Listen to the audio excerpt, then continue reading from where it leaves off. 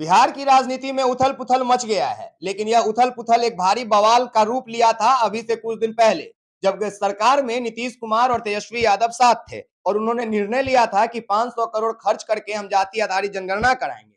जनगणना हुआ भी और उसके आधार पर नीतीश कुमार ने फैसला लिया कि 50% से आरक्षण बढ़ाकर हम 65% आरक्षण देंगे। लेकिन मामला हाईकोर्ट में पहुंचा और कल हाईकोर्ट ने यह फैसला दे दिया कि यह गैर संवैधानिक है, हम 50% से आरक्षण बढ़ाकर 65% दे ही नहीं सकते हैं। लेकिन यहाँ पे समझने वाली बात यह है कि अगर बिहार में यह फैसला गैर संवैधानिक है तो तमिलनाडु में 70% आरक्षण कैसे मिल रहा है, छत्तीसगढ़ में 50% से अधिक आरक्षण क्यों है? और अभी जब नीतीश कुमार एनडीए के साथ हैं तो उन्हीं के समूह के कुछ लोग जैसे कि जीतन राम मांझी, सम्राट चौधरी अचानक से दलितों के, पिछड़ों के हितैषी कैसे बन गए? वो लोग बोल रहे हैं कि हम मामला को सुप्रीम कोर्ट लेके जाएंगे। समझने वाली बात है कि वो लोग केंद्र में हैं, नीतीश कुमार, सम्राट चौधरी, जीतन राम मांझी और तमाम दलित नेता लोग जो अभी विरोध कर रहे हैं सत्ता पक्ष में रहने के बाद भी, वो आखिर सुप्रीम कोर्ट में मामला ले जाकर क्यों ही बदल देंगे? तो हमें यह सब बात समझ में नहीं आ रहा था, तो हमने रंजन भैया को अपने साथ जोड़ लिया है और हमारे साथ रंजन भैया इस सवाल का जवाब देंगे कि रंजन भैया, आखिर ये क्या मामला है, कहां पेच फंसा और किस आधार पे पटना हाईकोर्ट ये बोल रहा है कि हम 65% आरक्षण नहीं देंगे, जबकि तमिलनाडु में और छत्तीसगढ़ में 50% से अधिक आरक्षण दिया जा रहा है। सबसे जी, पहले आपका बहुत स्वागत एक्सपोज मीडिया जी, में। धन्यवाद। देखिए, सबसे पहले हम समझने का प्रयास यह करेंगे कि यह जो भी देख रहे हैं ना आप, यह राजनीतिक नूराकुश्ती है और उसमें समाज को बेवकूफ़ बनाने की बात चल रही हम्म। है। ऐसा मैं इसलिए कह रहा हूँ कि एक होता है अटॉर्नी जनरल। अटॉर्नी जनरल क्या होता है? अटॉर्नी जनरल होता है सरकार का वकील। जैसे सरकार कोई भी केस लड़ेगा, तो उसका एक वकील होता है, सरकारी वकील और सबसे बड़का वकील होता है वो। हम्म। तो उसको बोलते हैं अटॉर्नी जनरल। तो बिहार सरकार का भी अपना वकील है। तो बिहार सरकार के वकील को नहीं मालूम है कि कोर्ट, कानून, कचहरी कैसे चलता है और कैसे किस चीज़ में बिहार सरकार की रक्षा होनी चाहिए। तो ऐसे 3 मामले आए बिहार सरकार के पास कि सुप्रीम कोर्ट में चला जाता है। हम्म। क्यों चला जाता है भाई? वो इसलिए चला जाता है कि नीतीश कुमार हो गए या नीतीश कुमार के सहयोगी लोग गए, ये नूरा कुश्ती राजनीति में करना चाहते हैं। दरअसल बात यह था कि कोई क्रेडिट ना ले ले, क्योंकि नौकरियों में जो आरक्षण मिला 65% और कैबिनेट ने जो पास किया बिहार सरकार ने, उसकी पूरी क्रेडिट जो है इंडिया गठबंधन को मिलने वाला था। अब नीतीश कुमार इसको कैसे लेने देंगे भाई? तो मामला को पेंडिंग रखे। पेंडिंग रखने का मतलब यह है कि यहाँ के अटॉर्नी जनरल को यह करना चाहिए था कि जो भी प्रस्तावित हुए हैं आरक्षण, उसको पहले केंद्र सरकार के पास भेजा जाए और केंद्र सरकार उस प्रस्तावित आरक्षण को 9वीं अनुसूची में डाल दे। 9वीं अनुसूची वह अनुसूची है जो कोर्ट के संज्ञान में नहीं आता है। कोर्ट उस मामले पर संज्ञान नहीं ले सकता है। जैसे नीति निर्देशक तत्व हम्म। के जो भी मामले हैं, उसपे कोर्ट संज्ञान नहीं ले सकता है। कोर्ट के अधिकार में है ही नहीं वो। आप कुछ कर ही नहीं सकते हैं उसके लिए। देश में सबसे बड़ा होता है संसद। हम्म। और कोर्ट उससे छोटा है। कोर्ट का क्या काम है? न्यायाधीश का क्या काम है? न्यायालय का क्या काम है? उसका काम है संवैधानिक मूल्यों की रक्षा करना। तो संवैधानिक मूल्य 9वीं अनुसूची में यह है कि विशेषाधिकार दिया गया है संसद को कि आप कोर्ट इस मामले में दखल अंदाज़ी नहीं कर सकता है।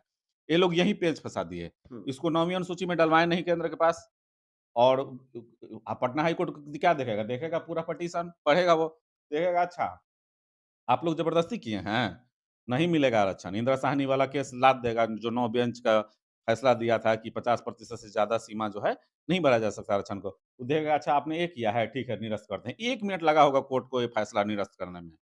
लेकिन जैसे ही देखता कि नहीं ये तो केंद्र के द्वारा 9वीं अनुसूची में अधिसूचित है, तो मामला को पलट देता, कहता कि नहीं यह सही तरीके से आरक्षण दिया गया है। अब क्या करेंगे ये लोग? ये सब सबको मालूम है सब कुछ। सम्राट चौधरी हो गए, जीतन राम मांझी हो गए या नीतीश कुमार हो जी हो गए। सबको मालूम है यह कोर्ट मामला जाएगा, केंद्र सरकार जो है तुरंत इसको 9वीं अनुसूची में शामिल करेगा और सुप्रीम कोर्ट कहेगा कि नहीं, पटना हाई कोर्ट का निर्णय जो है गलत है। तो यहाँ पे ना पटना हाई कोर्ट का निर्णय गलत है और ना सुप्रीम कोर्ट जो निर्णय देगा वह गलत है। गलत क्या है? दिल्ली और पटना के बीच में दूरी और ये दूरी जानबूझ के बनाया गया है और पूरे तरह से पब्लिक को बेवकूफ़ बनाने की बात है और इसको एकदम मुझे समझ में नहीं आता कि लोग पेपर से लेकर, अखबार से लेकर, कहीं न्यूज़ चैनल इस पे डिबेट नहीं कर रहा है और लोग समझ रहे हैं, अरे अब तो हाईए कोर्ट पलट देले निर्णय तो अब हम का करम? ये बात चल रहा है ये समाज में। क्रेडिट लेने का खेल चल रहा है इसके एकदम पीछे। पूरी तरह से क्रेडिट लेने का खेल है और हम जैसे, आप जैसे तमाम लोगों की ज़िम्मेदारी है, इस पर लगातार बात करें। वकील से बात करे, जज से बात करे, डॉक्टर से बात करे, इंजीनियर से बात करे, चौराहे पे बात करे और सभी लोगों से बात करे और बात करके यह बताए कि भारत के संविधान ने दलित पिछड़ों को यह विशेषाधिकार दिया है कि संविधान के द्वारा उनके संवैधानिक मूल्यों की रक्षा की जाए। हुँ। उसको तोड़ा-घटाया नहीं जा सकता है। जब जातिगत जनगणना हो गया, उसमें आर्थिक सर्वे हो गए, सर्वे के दौरान यह पाया गया कि समाज का एक बहुत बड़ा वर्ग जो है वो पिछड़ा हुआ है। हुँ। तो उसको मुख्य धारा में लाया जाए। मुख्य धारा में लाने के पीछे क्या उद्देश्य है भाई? उसकी कैसे पूर्ति होगी? तो उसकी पूर्ति होगी संवैधानिक मूल्यों से। संविधान के द्वारा अधिकार दिया जाए और यहाँ कोर्ट बीच में आ जाता है। कोर्ट बीच में नहीं आता है। कोर्ट तो वही कहेगा जो उसको दिखाई देगा। बिल्कुल। अरे जब थाना प्रभारी जो है 302 के मुकदमा 302 धारा लगा के कोर्ट के पास देगा तो कोर्ट क्या कहेगा? कहेगा कि बेल दे देंगे। वो तो कहेगा कि नहीं फांसी मिलेगा। बिल्कुल। तो ये लोग अटॉर्नी जनरल तैयारी करके देबे नहीं किया। अब कोर्ट क्या पलट ये दिया। जल्दबाजी में ये निर्णय लिया गया था? जल्दबाजी में निर्णय नहीं लिया गया था, आधा-अधूरा सोच-समझ के निर्णय लिया गया था। ये जल्दबाजी नहीं था, यह जानबूझ प्री के प्लान था ये? हाँ, प्री प्लान्ड था और ये लोग चाहते थे कि मामला जो है सुप्रीम कोर्ट तक पहुँचे और डंका बजे नीतीश कुमार का, डंका बजे बीजेपी का कि देखिए हमने तो आपको दिलाया। बस ये मामला ये था टोटल। तेजस्वी यादव भी तो 9वीं अनुसूचित की माँग कर रहे थे, उसमें जोड़ने नहीं, का। यहाँ पे नीतीश कुमार से अगर सवाल पूछा जाए, तो हुँ। नीतीश कुमार कहेंगे हमने तो केंद्र सरकार को भेज दिया था। हुँ। तो फिर केंद्र सरकार को भेज दिए थे तो आपके वहाँ जो बैठा हुआ है मेन आदमी जिसका बार-बार आप पैर छूते हैं, हुँ। तो उनको नहीं दिमाग था, उनको दिखाई नहीं दे रहा था, काहे नहीं डाले 9वीं सूची में? तब भेजे थे कि नहीं भेजे थे, लेटर था तो कहाँ लेटर कानपुर में रह गया कि मुगलसराय में रह गया? समझने वाली बात है, बताएँ तो बताना इसका पड़ेगा। निदान क्या है? ये तो सोशल मीडिया पे एक अलग जंग चल रहा है कि जंग कॉलेजियम सिस्टम से जज बिठाया गया है, तो उन्होंने नहीं वो आरक्षण बहुत विरोधी देखिए फैसला किया है। देखिए कथित बहुजन कहे जाने वाले लोग हैं ना, पढ़ाई कम करते हैं। मुझे बहुत दुःख के साथ कहना पड़ रहा है। ये कॉलेजियम-वॉलेजियम मामला नहीं है।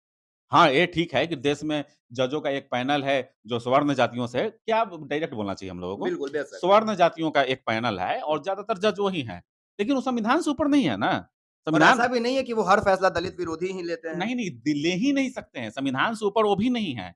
एक होता है ना स्वतः संज्ञान कोर्ट का लेना, उसमें जातिगत मामला हो जाता है और उसमें माननीय सुप्रीम कोर्ट के जज जो हैं, कई एक बार गलत निर्णय दे दिए हैं, हुँ। लेकिन कई एक बार अच्छे निर्णय भी तो देते हैं। तो संविधान से ऊपर ना जज है, ना कोर्ट है, ना वकील है। तो संविधान कहता है कि हमको 9वीं अनुसूची के जो विषय हैं, वो कोर्ट के संज्ञान में नहीं रहेगा। तो डालो ना भाई, जब बिहार के विधानसभा ने यह पारित कर दिया कि नहीं ये 65% आरक्षण मिलना चाहिए, तो उसको डालो 9वीं अनुसूची में। इसमें दिमाग ही लगाना यहाँ पे बहुत हम लोगों को ध्यान रखने की ज़रूरत है। जो कथित बहुजन पत्रकार हो गए या समाज सेवी हो गए या चिंतक हो गए, वो समाज को लड़ाने की बात करेंगे। यहाँ लड़ना-झगड़ने वाली बात नहीं है। यहाँ सिर्फ़ और सिंपल बात यह है कि बिहार सरकार का फैसला था। बिहार सरकार ने 65% आरक्षण जो है अनुमोदित करते हुए प्रस्ताव दिया था। प्रस्ताव विधानसभा में पास हुआ, वह एक कानून बनता है। वह कानून जो है जाना चाहिए दिल्ली सरकार के पास। दिल्ली सरकार उस चीज़ को संसद के द्वारा 9वीं अनुसूची में शामिल करे। 9वीं अनुसूची में शामिल होते ही कोर्ट के द्वारा उस मामले को नहीं देखा जाएगा। 65 क्या 95 दीजिए आरक्षण, इसमें क्या अगर दिक्कत है? दिल्ली सरकार नहीं 9वीं अनुसूची में ये डालते हैं इसको, तो क्या होगा रंजन जी इस पे?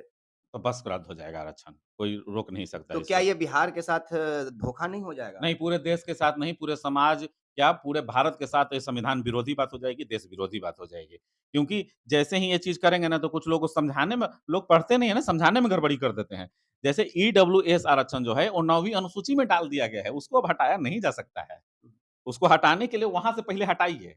9वीं अनुसूची से? हाँ, पहले हटाइए, तब? तब हाँ, क्योंकि आरक्षण किस लिए मिलता है? आरक्षण मिलता है सामाजिक, शैक्षणिक, हुँ, ठीक है? हुँ। आर्थिक नहीं है। बिल्कुल। भारत में यह पहला आरक्षण था ईडब्ल्यूएस जो आर्थिक आधार पर है। कोई पूछे आपसे कि भारत में आर्थिक आधार पर आरक्षण किसको मिलता है? तो ईडब्ल्यूएस ईडब्ल्यूएस आरक्षण को। और कोई आरक्षण नहीं है जो आर्थिक आधार पर है।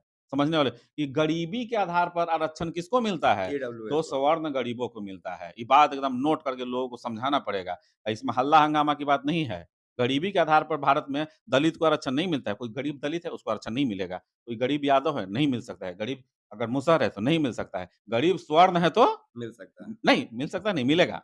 मिलेगा। 10% मिलता है। चलिए। हुँ। तो ये बिहार के लोग आखिर ये भटकाव की स्थिति में क्यों आ जाते हैं? बिहार के लोग भटकाव की स्थिति में नहीं हैं। ये हमारे दिमाग में यह चलता है ना कि अब तो कोर्ट निर्णय दे दिया। हुँ। जैसे कोर्ट निर्णय नहीं दिया, शंकर भगवान निर्णय दे दिए, ब्रह्मा जी निर्णय दे दिए। अरे कोर्ट निर्णय इसलिए दिया है क्योंकि वो लिखा हुआ बात है वो। वो इसीलिए कोर्ट बोला है वो। पर कोर्ट भी सही है अपने जगह पे। हाँ, कोर्ट भी सही है क्योंकि वो संविधान ये की धारा नीतीश कुमार गलत हैं जो लोगों को उलझा रहे हैं। नीतीश कुमार जी गलत हैं, सम्राट चौधरी जी गलत हैं और मैं तो कहता हूँ कि इंडिया गठबंधन के उस टाइम जो लोग थे, वो भी गलत हैं। वो लोग नहीं दिल्ली सरकार के पास भेजे और दिल्ली सरकार के पास भेज यानी दिए हैं। तेजस्वी भी गलत थे उस समय। बिल्कुल, उस समय गलत हैं। अगर वास्तव में ये लोग भेज दिए हैं, मुझे नहीं मैं कह रहा हूँ ना कि वो कानपुर में है कि मुगलसराय में है, मुझे नहीं मालूम। अगर दिल्ली सरकार के पास भेज दिए हैं ये लोग गलत नहीं हैं। अगर सिर्फ़ नहीं और भेजे हैं तो गलत है। नहीं भेजे हैं तो गलत हैं, दिल्ली सरकार के पास भेज दिए हैं और दिल्ली सरकार उसको 9वीं अनुसूची में नहीं डाली है, तो सिर्फ़ और सिर्फ़ मोदी सरकार गलत है। चलिए, बहुत-बहुत धन्यवाद आपका जी, रंजन भैया। धन्यवाद। हमारे साथ रंजन जी हैं जो द सोशलिस्ट के फाउंडर हैं और समाज सेवी भी हैं और प्रखर होकर अपने समाज के लिए बात उठाते हैं और जब समाज की बात करते हैं तो कोई जाति से मत देख लीजिएगा। जैसे इन्होंने अभी बताया ना कि यहाँ पे ईडब्ल्यूएस या फिर जाति जनगणना हो तो आर्थिक आधार पे बात अगर की जाए तो सिर्फ ईडब्ल्यूएस को मिलता है। बाकी अगर जो कल तक आप लोग कह रहे थे कि कॉलेजियम सिस्टम के तहत जो जज बैठे उन्होंने आरक्षण विरोधी फैसला ले लिया, दलित विरोधी फैसला ले लिया, तो ऐसा नहीं है। कुल मिला के जो आप दलितों के, पिछड़ों के जो नेता बनते हैं, आपके हितकारी नेता, वही आपको बरगलाने के लिए बने हैं और वही आपको बरगला रहे हैं और बाद में यही फिर अपने काम को करके क्रेडिट भी लेंगे और हो सकता है कि इसके लिए फिर कल के डेट में मोदी जी का खूब वाहवाही करवाया जाएगा और नीतीश कुमार जी कहेंगे कि हम लड़ गए बिहार के चलते, लेकिन ऐसा कुछ नहीं है। अगर आप कागजी कार्रवाई बढ़िया से किए होते, तो शायद आज हाई कोर्ट आपके फैसले को गलत नहीं बताता। लेकिन हो सकता है कि नीतीश कुमार के मन में Patna high court Bihar high court के निर्णय को केंद्र में ले जाके गलत साबित करवाना होगा, इसलिए इस मामले को पहले सुप्रीम कोर्ट तक पहुंचवाया जाएगा, फिर वहां पे एक निर्णय लिया जाएगा कि नहीं, हाई कोर्ट के फैसले को पलट पलट दिया जाएगा और 65% आरक्षण को फिर दिया जाने लगेगा। यही बात है ना रंजन यही जी? बात है। चलिए, बाकी आप एक्सपोज मीडिया देख रहे थे, मेरा नाम विकास राज है। यह वीडियो सिर्फ इसलिए कि आप लोगों को करना क्या है, अब इस पे बात करना है, अच्छे-अच्छे इंटेलेक्चुअल लोगों से जानकारी लेना है और कमियों को ढूँढना है और तमाम उन नेताओं को पकड़ के सवाल करना है कि अगर आप सही हैं, तो गलत कौन है? और 9वीं अनुसूची को याद और रखना। 9वीं अनुसूची को याद रखना है। धन्यवाद।